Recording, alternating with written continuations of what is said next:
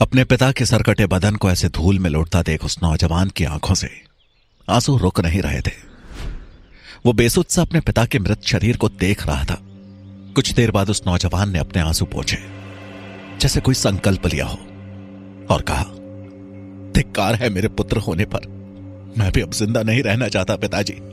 मैं आ रहा हूं आपके पास। पिताजी, मैं आ रहा हूं। उसने दृढ़ निश्चय के साथ एक खंजर निकाला और अपने सीने में घोंप दिया। लेकिन इससे पहले कि वो खंजर उसके सीने के पार जाता, शंभुनाथ ने तुरंत उसका हाथ पकड़ लिया और बोले, यह समय कायरों की तरह हार मानने का नहीं, बल्कि उसे हराने का है जिसने तुम्हारे पिता के साथ ऐसा किया। अगर तुम खुद शव बन गए तो पिता के शव को मुक्ति कौन दिलवाएगा? उस नौजवान ने शंभुनाथ की तरफ कातर दृष्टि से देखते हुए कहा, मुझे छोड़ दीजिए, मुझे मर जाने दीजिए।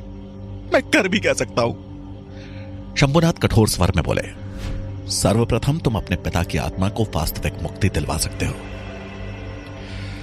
लेकिन तुम्हें देख के ऐसा लग रहा है कि तुम में मुक्ति दिलाने का साहस नहीं है। उस नौजवान ने हैरानी से शंभुनाथ की तरफ देखा और बोला, मैं कुछ समझा नहीं, आत्मा को मुक्ति क्यों नहीं मिलेगी? शंभुनाथ बोले, सनातन धर्म में व्यक्ति की आत्मा को वास्तविक मुक्ति तभी मिलती है जब उनका अधूरा कार्य संपन्न हो गया हो। अगर तुमने उनके हत्यारे को सजा दिला दी तब उनकी आत्मा को वास्तविक मुक्ति मिलेगी। नौजवान खड़ा हुआ और बोला, मुझे आपका मार्गदर्शन चाहिए। मुझे अपने पिता की आत्मा को वास्तविक मुक्ति दिलानी है। शंभुनाथ उसको साहस देते हुए बोले, अवश्य, मैं हमेशा तुम्हारे साथ हूं। तभी नौजवान के मन में एक प्रश्न ने जन्म लिया और उसने चिंतित स्वर में पूछा, मंत्री जी, मेरे पिता तो आपके विरुद्ध कार्य करते थे। वो तो अमात्य के कहने पर आप पर नजर रखे हुए थे। फिर आपके मन में उनके पुत्र के प्रति इतनी सहानुभूति क्यों? शंभुनाथ ने उसके कंधे पर हाथ रखकर कहा, तुम्हारे पिता एक राज सेवक थे और वो अपने स्वामी की आज्ञा का पालन कर रहे थे। अगर मैं उसका स्वामी होता तो यकीनन मेरे प्रति भी उसकी स्वामी भक्ति वैसी ही होती। वो अपने कार्य के प्रति ईमानदार थे। उम्मीद है तुम्हें अपने प्रश्नों के उत्तर मिल गए होंगे। नौजवान ने कहा, जी, मैं समझ गया। शंभुनाथ ने उसके सिर पर हाथ फेरा और बोले, सर्वप्रथम अपने पिता का विधिवत तरीके से दाह संस्कार करो और फिर मुझसे आकर मिलो। नौजवान ने हां में सर हिला दिया। उसे समझाकर शंभुनाथ वहां से चले गए। शंभुनाथ भले ही अमात्य के विरुद्ध सबूत ना जुटा पाए हों, लेकिन तक्षशिला में सूरजमल आचार्य गजानन की चाल समझने के लिए लाल मिट्टी वाले स्थानों की तलाश कर रहा था। लाल मिट्टी ढूंढते हुए सूरजमल उस झरने के पीछे वाली गुफा के पास पहुंच गया था। वो गुफा एक छोटी सी पहाड़ी पर स्थित थी। उसने जब पहाड़ी को देखा तो पाया कि पूरी पहाड़ी ही लाल मिट्टी से बनी हुई है। झरने की वजह से वहां का रास्ता थोड़ा गीला था, जिस कारण वहां से जाने वालों के पांव में लाल मिट्टी आसानी से चिपक रही थी। सूरजमल को समझते देर नहीं लगी कि गजानन यहीं आए थे, लेकिन किससे मिलने वो पता करना पड़ेगा। उसने अपने घोड़े को एक पेड़ के पीछे बांध दिया और चुपचाप उस पहाड़ी की गुफा की ओर बढ़ने लगा। गुफा के पास पहुंचते ही उसे वहां भीतर से कुछ आवाजें सुनाई दी। उसे लगा कि कुछ लोग जैसे गुफा के बाहर आ रहे हैं। वो वहीं गुफा के बाहर एक चट्टान के पीछे छिप गया। उसने देखा तो डाकू आपस में बात करते हुए उस गुफा से बाहर निकले और उसी चट्टान की तरफ बढ़े। चट्टान के आसपास और भी कहीं छुपने की कोई जगह नहीं थी। सूरजमल किसी मकड़ी की तरह चट्टान से चिपक गया। उसे डर था कि अगर किसी ने उसे देख लिया तो उसकी सारी योजनाओं पर पानी फिर जाएगा। दोनों डाकू वहां चट्टान पर आकर बैठ गए। एक डाकू ने अपना मंतव्य व्यक्त करते हुए दूसरे से कहा, हम तो कहते हैं सरदार को उन पर भरोसा नहीं करना चाहिए, वो किसी के अपने नहीं हो सकते। दूसरे ने उसकी हां में हां मिलाते हुए कहा, सही कह रहे हो तुम। जब उनका काम निकल जाएगा तो देखना तो कहीं सेना के साथ हम पर ही हमला ना बोल दे। ऐसा बोलते हुए उसने अपना एक पैर चट्टान के दूसरी तरफ कर लिया। पैर सूरजमल को स्पर्श करता इससे पहले ही सूरजमल वहां जमीन से सटकर लेट गया। उसने मन ही मन सोचा, कहीं आचार्य गजानन की योजनाएं इस बार डकैतों के साथ मिलकर हमें मिटाने की तो नहीं है। अगर ऐसा हुआ तो अवश्य ही कठिन समय होने वाला है हमारे लिए। तभी दूर से एक डाकू की आवाज आई, तुम दोनों चट्टान पर बैठे क्या कर रहे हो? यहां पहरा दो। दोनों डाकू बड़बड़ाते हुए वहां से चले गए। उनके जाते ही सूरजमल जल्दी से अपने घोड़े के नजदीक आया और उस पे बैठ तक्षशिला की ओर बढ़ चला। इधर मगध में संध्या भोज शुरू हो गया था। कक्ष में आमंत्रित सभी प्रमुख अपने स्थान पर बैठ चुके थे। उनमें आपसी मुलाकात और हंसी ठिठोली का दौर जारी था। कुछ क्षण बाद महाराज धनानंद स्वयं अमात्य के साथ पधारे और मुख्य स्थान पर बैठ गए। सभी दासियों ने अपना अपना कार्य वितरित कर लिया था। किसी को पंखा झलने का कार्य दिया गया था, तो किसी को व्यंजन परोसने का, किसी को मदिरा पिलाने का कार्य सौंपा गया था, तो किसी को झूठे थाल उठाने का। लेकिन इन दासियों के बीच मुरा नहीं थी। उसे डर था कि कहीं महाराज उसे पहचान न ले, और इसी डर के चलते उसने तय किया था कि वो भोज कक्ष में नहीं रहेगी। उसे लगा था कि इतनी दासियों के बीच किसी को भी पता नहीं चलेगा कि वो वहां नहीं है। लेकिन उसे ये नहीं पता था कि उसका ये फैसला उस पर कितना भारी पड़ने वाला है। कक्ष में मौजूद सभी दासियां अपने कार्य को तत्परता से कर रही थी। कुछ राज्य प्रमुख दासियों को उनकी सुंदरता के अनुरूप महत्व दे रहे थे। वो उनके हाथों को छूते, उनसे हंसी ठिठोली करते, चेहरे को झांकने की कोशिश करते और कुछ तो आगे बढ़कर उन्हें अपनी गोद में भी बिठा लेते। ना चाहते हुए भी दासियों को हंसते हुए उनकी बातें माननी पड़ती। महाराज या अमात्य कोई भी वहां कुछ कहने वाला नहीं था। सभी को इस कृत्य में आनंद आ रहा था। वीणा पर बज रहे शास्त्रीय संगीत के साथ भोज का भरपूर आनंद उठाया जा रहा था। लेकिन अमात्य की नजरें लगातार एक दासी को ढूंढ रही थी, और वो थी मुरा। जब उन्हें वहां मुरा नहीं दिखाई दी तो उन्होंने एक दासी को बुलाकर धीरे से पूछा, महारानी की सेवा में हाजिर होने वाली वो दासी कहां है? उस दासी ने डरते हुए कहा, पता नहीं अमात्य, वो हमारे साथ कक्ष से नहीं निकली थी, संभवतः वहीं होगी। अमात्य ने उसे जाने का इशारा किया और मनी मन बोले, मेरी आज्ञा की अवहेलना करने की उसकी हिम्मत कैसे हुई? वो बीच भोज से उठने को हुए तो महाराज ने उनकी तरफ देखकर पूछा, क्या हुआ अमात्य, सब ठीक है ना?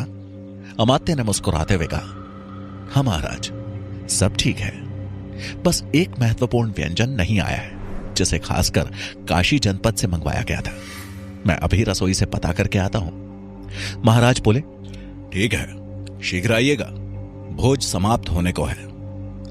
अमात्य ने महाराज से आज्ञा ली और भोज कक्ष से मुरा की खोज में निकले।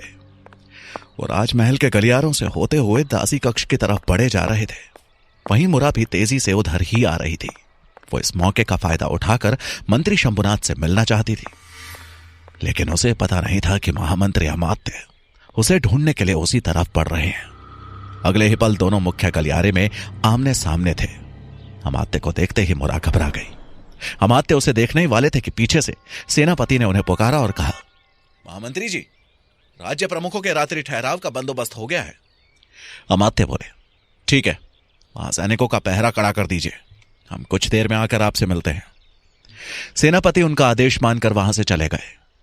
अमात्य ने मनी मन कहा, मुझे ऐसा महसूस क्यों हुआ कि सेनापति के आने से पहले यहां कोई औरत थी। उन्होंने अपनी चाल तेज कर दी।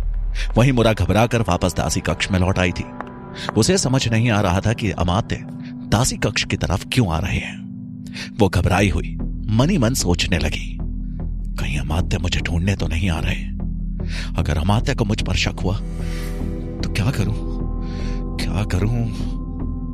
वो सोच ही रही थी और अमात्य उसके कक्ष के नजदीक पहुंच चुके थे। दूसरे पल द्वार को धक्का मारकर अमात्य दासी कक्ष में प्रवेश कर गए। उन्होंने देखा कि मुरा अपने बदन पर कंबल ओढ़े है और उसका शरीर हल्का कांप रहा है।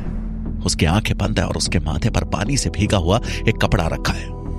अमात्य ने थोड़ी कड़क आवाज में पूछा, दासी, क्या हुआ तुम्हें?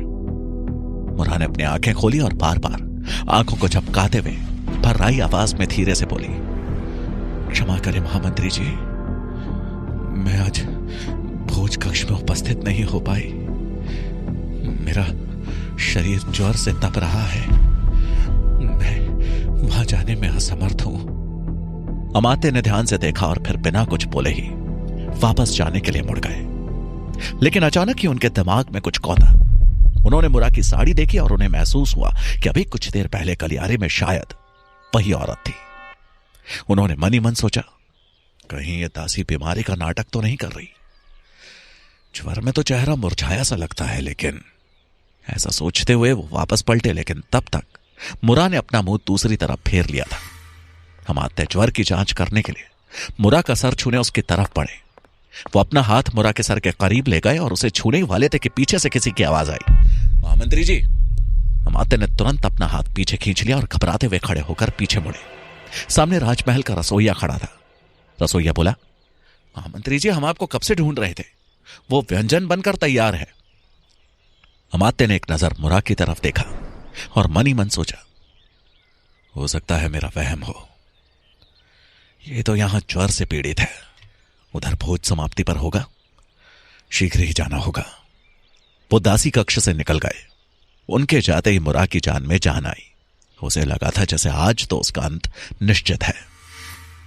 अमात्य के जाने के बाद मुरा बिस्तर पर उठ बैठी और खुद से बोली, मुझे मंत्री शंभुनाथ को सब सच बताना ही होगा।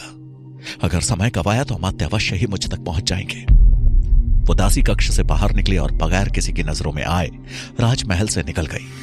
वो वहां से सीधे शंभुनाथ के घर पर गई, लेकिन वहां पहुंच उसे उनके सेवकों से पता चला कि शंभुनाथ घर पर नहीं है। मैं अब कहां ढूंढूं उन्हें?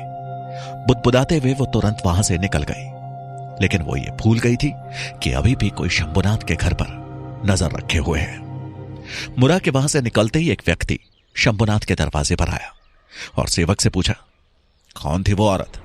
सेवक बोला, मुझे ज्ञात नहीं, वो मंत्री जी के बारे में पूछ रही थी। वो व्यक्ति खुद में ही बड़बड़ाया, शंभुनाथ के बारे में? मुझे शीघ्र सेनापति भुजंग को बताना होगा। कुछ ही पल में यह सूचना सेनापति तक पहुंच चुकी थी। वहीं मुरा इस बात से अनभिज्ञ राजमहल की ओर बढ़ रही थी। अचानक ही घोड़ों की टापों की आवाज के साथ पीछे से सेनापति की कड़क आवाज सुनाई दी, रुक जाओ। मुरा अनसुना करके आगे बढ़ती रही। उसे लगा जैसे किसी और को पुकारा जा रहा है। सेनापति ने फिर से आवाज लगाई, मैंने कहा जहां हो वहीं रुक जाओ। मुरा ने तिरछी नजर से पीछे की तरफ देखा तो एक घुड़सवार तेजी से उसके पास आकर उसका पल्लू खींचने ही वाला था। अब मुरा बिना कुछ सोचे समझे तेजी से भागी। सेनापति ने भी अपने घोड़े को एड़ी मारी और उसकी गति तेज कर दी। मुरा भागते हुए एक संकरे रास्ते में घुस गई। वो रास्ता घोड़ों के लिए नहीं था। सेनापति भी घोड़े से कूद पड़े और दौड़कर मुरा का पीछा करने लगे। मुरा उनकी आंखों के सामने ही आगे आगे भाग रही थी। सेनापति चिल्लाए, मैं कह रहा हूं रुक जाओ नहीं तो खंजर चला दूंगा। लेकिन मुरा फिर भी नहीं रुकी। वो अब हांफने लगी थी।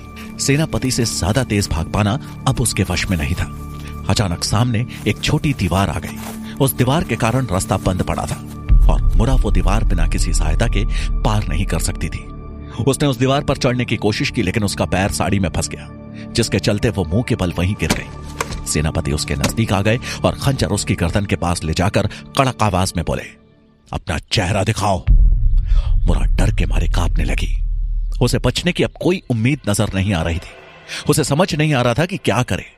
तभी उसे मंत्री शंभुनाथ की बात याद आई, अगर बचने की कोई उम्मीद ना हो तो खुद पर हौसला रखो, तुम्हारा हौसला ही तुम्हें राह दिखाएगा। सेनापति जोर से चिल्लाए, चेहरा दिखाओ अपना।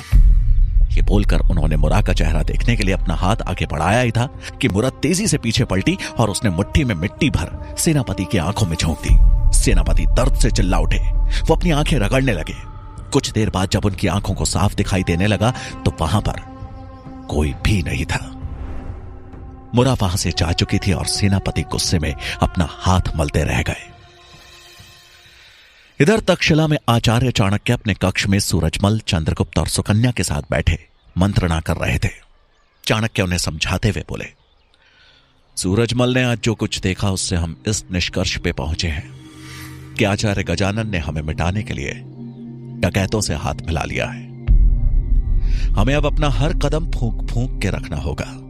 यह सुनकर चंद्रगुप्त और सुकन्या दोनों हैरान थे। सुकन्या घबराते हुए बोली, यह सब मेरे कारण हो रहा है, कहीं मेरा प्रतिशोध हम सबका काल न बन जाए। चाणक्य बोले, ऐसा कुछ नहीं होगा, तुम निश्चिंत रहो। सुकन्या बोली, किंतु आचार्य, यदि हम में से किसी को कुछ भी हुआ तो मैं खुद को क्षमा नहीं कर पाऊंगी। इससे अच्छा तो था कि मैं।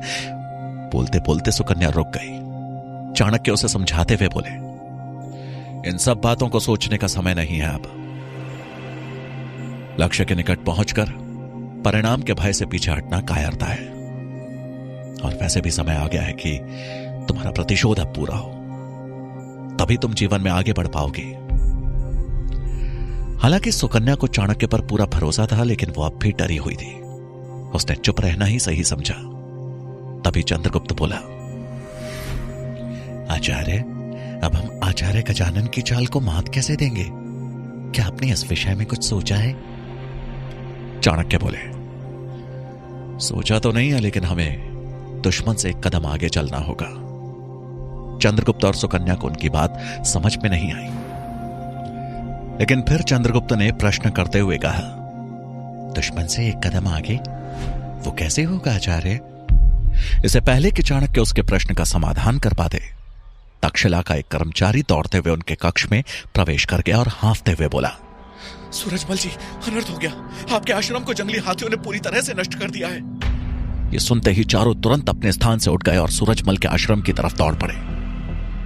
क्या सूरजमल के आश्रम को सच में हाथियों द्वारा नष्ट किया गया था, या इसके पीछे कोई और चाल थी? आचार्य गजानन या चाणक्य, कौन पड़ेगा किस पे भारी? आखिर मुरा कब तक खुद को अमात्य की नजरों से बचा पाएगी? जानने के लिए सुनिए चाणक्य का अगला भाग।